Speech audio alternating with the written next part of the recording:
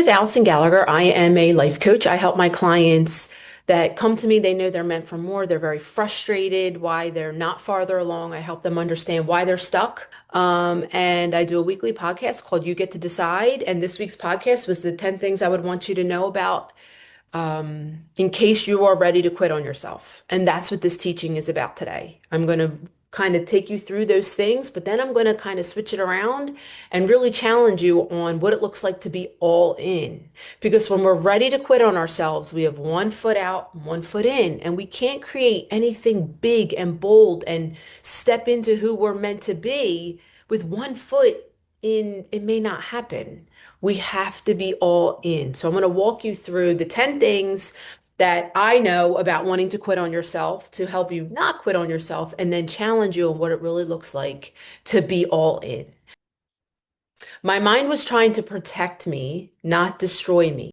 So our brain looks to the past and is like, this is what we've been doing this whole time. And so we have to keep doing this to stay alive. And if you want to create something really big and bold in your life, you have to do different things and your brain is going to freak out.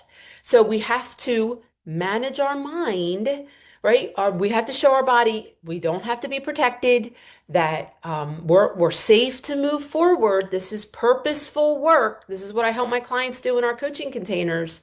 We have to calm the body so that it calms the brain because our body is reacting to not feeling safe, and then it tells the body to save us, tells the brain to save us. And then the brain is like, this isn't working. No one cares. No one's listening. You're going to fail. You're going to run out of money. Like it's doing everything it can to pull you, or we can do it tomorrow, or you have to make it perfect. Like whatever the triggers are that stall you out. Okay. And that's what will make you quit. It will pull you right into burnout. Whenever I wanted to quit on myself, these were the things that kept me going. And one of them was I knew if I didn't solve for this now that this was going to end up on my desk later, meaning this was pulling something out of me that needed to come out. I had to see my power. I had to see the level of resiliency that was actually in me. And if I quit, I would never have found that, right? That will stay buried inside of me and I won't even realize it's there. I knew eventually something was going to land on my desk. It was going to look different, but the messenger was going to be the same, that it was going to be a challenge. And eventually I was going to have to face my shit and get really resilient. So it was either now with what was on my desk now, or it was going to be sometime later. And I didn't want to wait for later. I wanted to face my shit now to pull out the most powerful version of me, that level of resistance and feistiness. I wanted to, I wanted to face it now because I didn't want to have regret later. I had to stop letting fear run the show.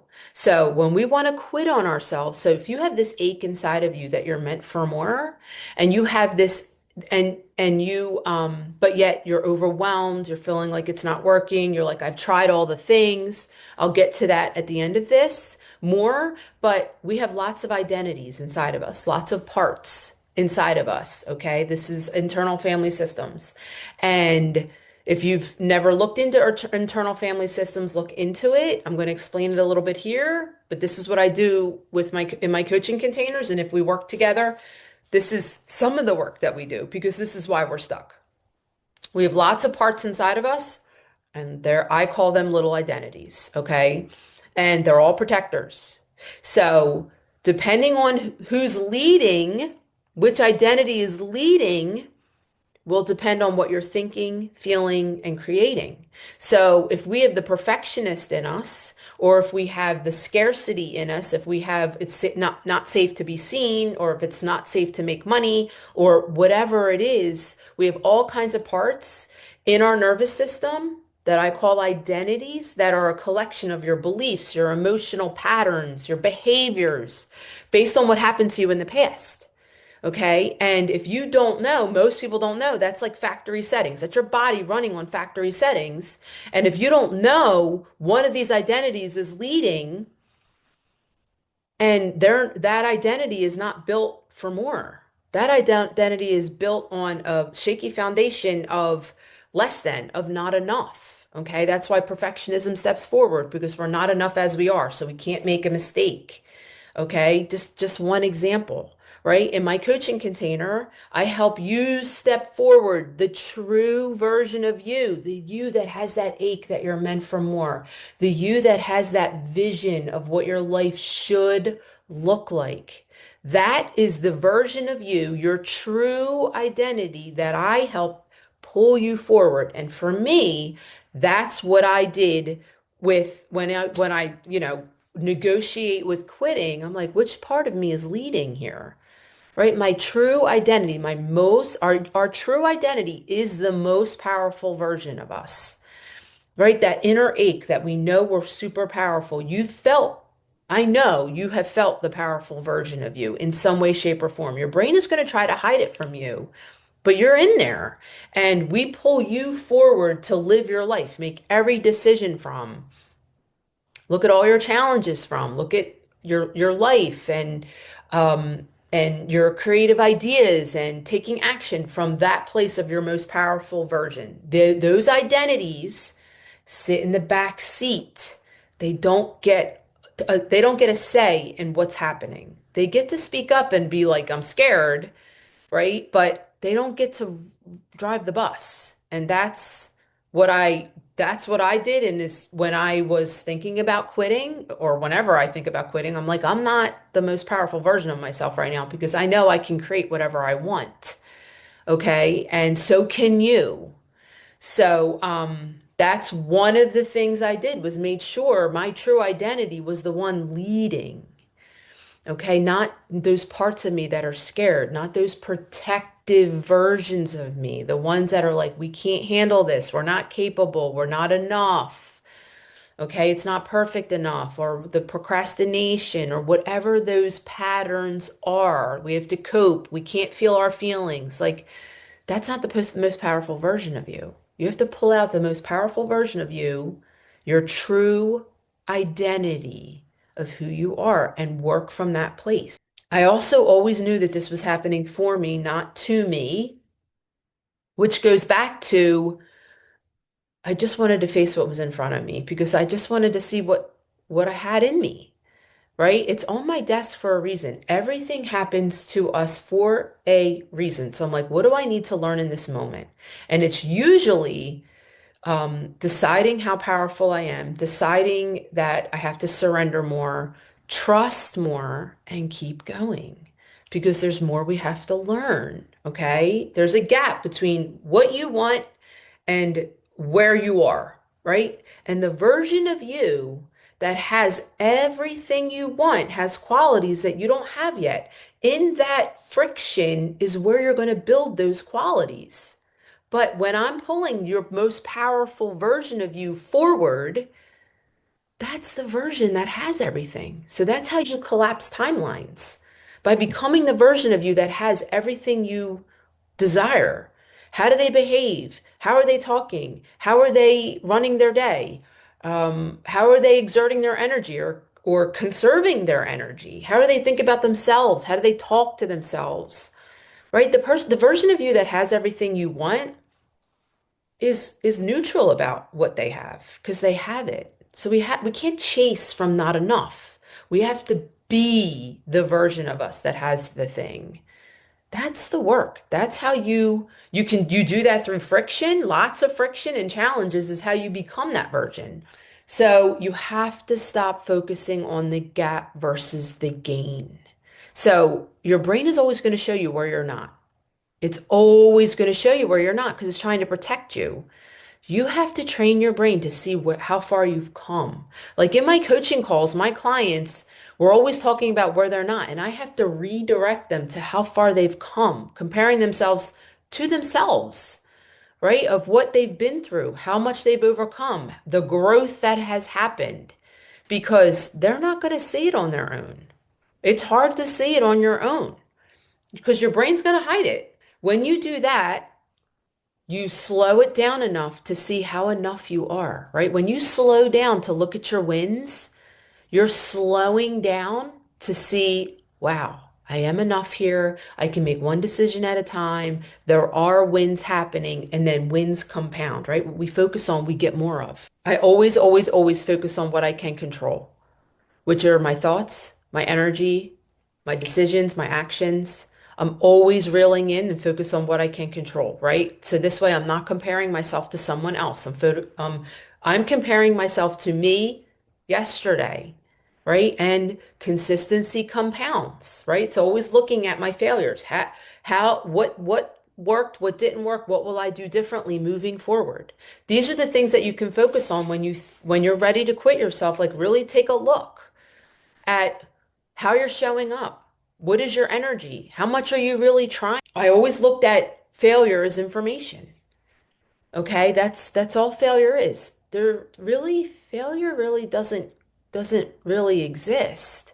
It's just where you aren't yet, right? You can decide to quit or you can decide to use the information and keep going, but there really isn't failure. It's just this is where I am, this is where I want to be.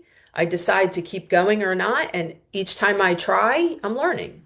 This is not the right path, this is not the right path. Like that's how I look at setbacks, or I don't even really say failure for myself. My brain tries to offer it to me, but I redirect it.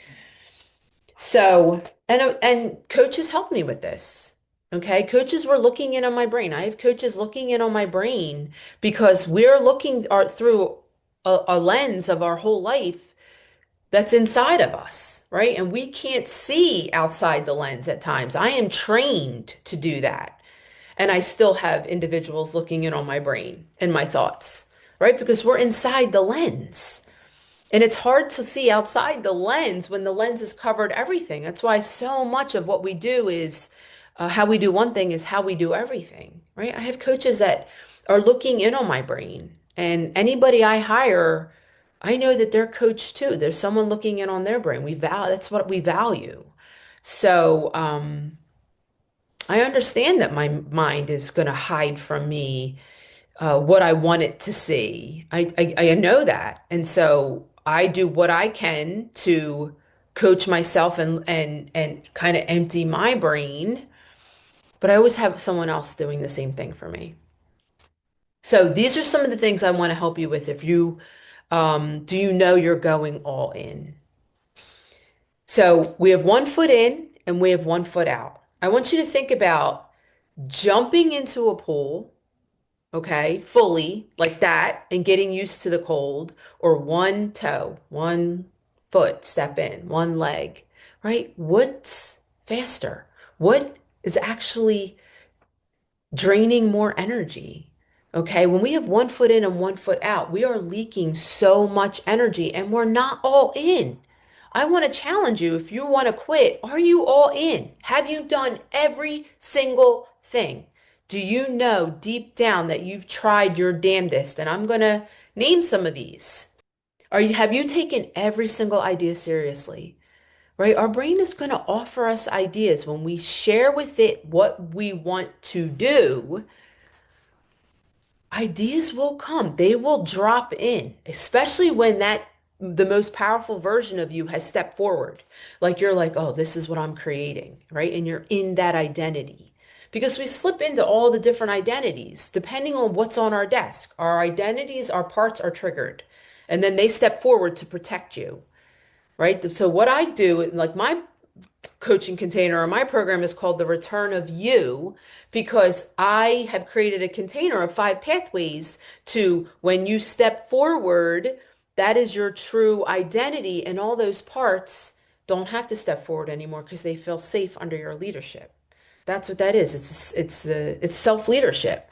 And they fall underneath you. You return. I call it the return of you because the truest version of you has now stepped forward and we want to keep you in front. And that's a revolving pathway, 5 pathways that constantly take you back to the front again is basically what that is, right? But when your truest identity has stepped forward, you get these creative ideas. Are you taking them seriously and are you acting on them?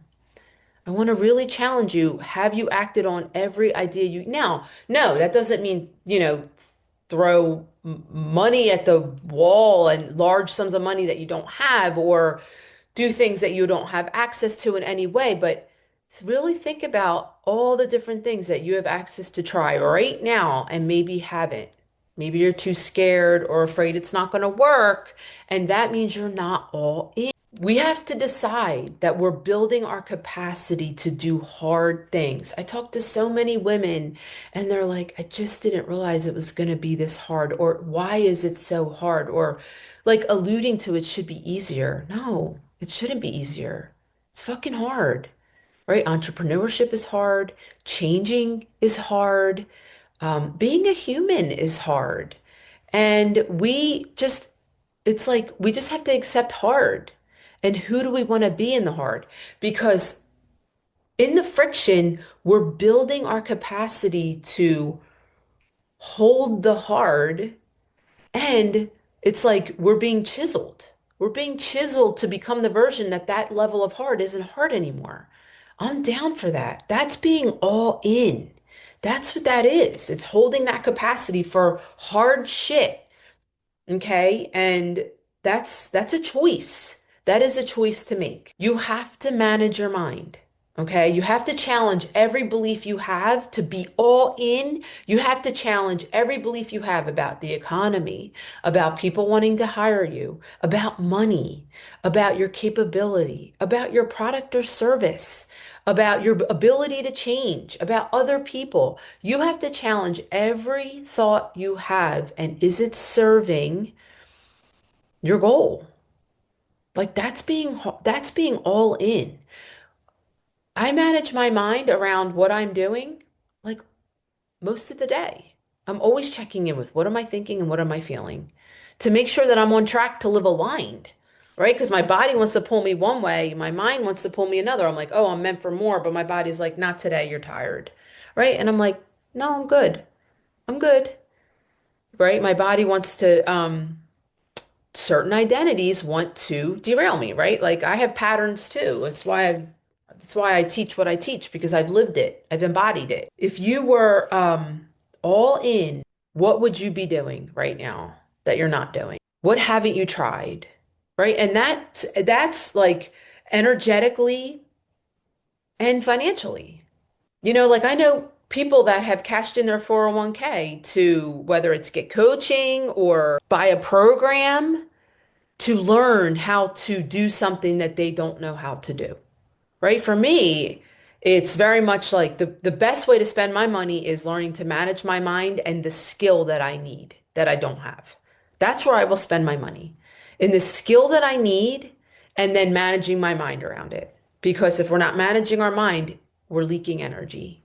Okay? What could you invest in to collapse your timeline of experience and knowledge for the gap of who you are and who you need to become, right? For entrepreneurs, it's like learning how to sell, having a better relationship with money, being the expert in whatever you're selling. How can you be the expert in whatever you're selling?